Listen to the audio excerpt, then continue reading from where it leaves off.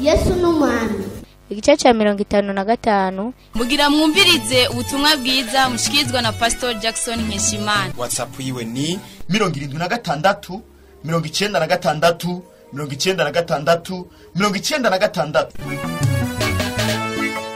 96. Kaisaka rero karyohewe gose kanezerewe cyane. Alafu Mungu akamwambia Ibrahim, Imana ibwira Aburahamu, nenda genda umtoe umutange mtoto wako umwana wawe Isaka kuwa sadaka.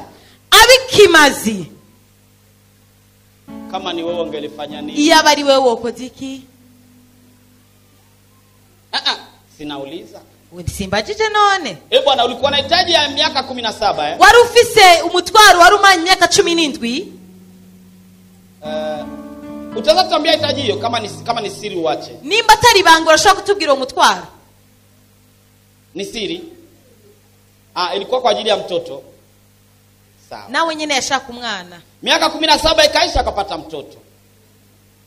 Imyaka 17 irangiye ararunga umwana.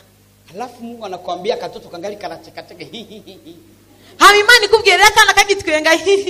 Ase nenda ukalete. Imana ikakubwira ngo genda ukazane, ukate kitwa, ugaca umutwe, uchome, uwote, alafu mchome yote, umwote wese, alafu mimi nisikize harufu ya hama nanje numviriza akamoto, moshi ya mtoto wako. Akamoto kako koti kumwana wawe. Ni virahisi? Bego bibaza ko vyoroshe? Sinakuuliza, nakuuliza wewe. Ega ndiko mbaza wewe. Si vyepesi. Ngo biragoye. Mtoto amempata baada ya miaka 17. Umwana yamuronse nyuma y'imyaka 17 gusa. Imagine sasa miaka 100. Sha wibaza imyaka 100. Ameshazeheka sasa. Umaze gusaza. Amekuwa na 100 na. Imyaka 100 na. Lakini Ibrahim hakusita. Ariko Aburahamu niyakekeranije na gato. Bwana sifiwe sana. Amen. Hakusita. Ntabwo yakekeranije. Unajua neno la Mungu linakwambia hivi. Ijambo ry'Imana yakubwira ngo mwenye haki wangu umugororotsi wanje ataishi kwa imani. Azobeshwaho no kwizera. Na la sivyo na akisita niyagira ugukekeranya hatapendeza moyo wangu. Ntazonezereza umutima wanje. Bwana sifiwe sana. Amen. Kila kitu ambacho kilikuwa ni kimoja ambacho Ibrahim alikuwa nacho. Cha kintu kimwe Aburahamu yari afise, kile ndio alikuwa anatazamia. Nico yari abaconyene. Nani ambaye ana parcelle moja? Ninda afise parcelle imwe yonyene. Aweke mkono juu. Aduze ukuboko kwiwe hejuru. Moja tu. Imwe gusa. Yesu akubariki. Imana iguhezagire. Ulipata umechoka. Waironse wabiza kuya. Alafu Bwana anakuambia Imana igacikubarira, leta parcelle yako. Ngozani yo parcelle yawe. Utakubali? Bega uvyemera. Hiyo sasa ndio imani. Ukorani uko kwizera. Tulikuwa na imani za raha. Dufite kwizera kubiryoshe. Kutembea katika yale Bwana ametuandalia. Gutambukira muri vya bindi Imana yaduteguriye. Yale ambayo Bwana ametuandalia. Kubigenzura vya bindi Imana yaduteguriye. Lakini sasa hivi Bwana anataka kupima. Ariko ubu na Imana ishaka kugupima. Afitiye Yesu mukinga zatiwe ariba ibyiza gusa endaje nazumutima.